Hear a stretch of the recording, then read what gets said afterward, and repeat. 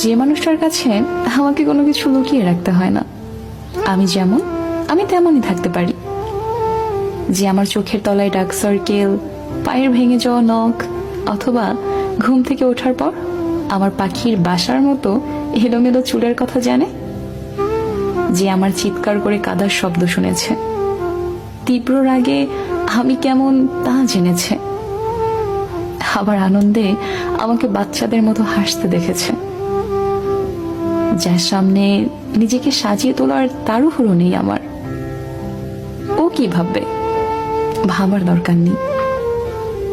যাকে জড়িয়ে ধরে মরার মতো শান্তির ঘুম ঘুমানো যায়, যার কাছে কখনো জাজ হওয়ার ভয় নেই, যার কাছে মন খুলে আমি আমি হয়ে থাকতে পারি। মোট কথা, যার সামনে আমাকে আমার মন্দটা লুকিয়ে রেখে শুধু ভালোটা দেখিয়ে পারফেক্ট সাজার অভিনয় করতে হয় না, তার সাথে একটা গোটা জীবন অনায়াসে হেসে খেলে ভালোবাসা কাটিয়ে দেওয়া যায়।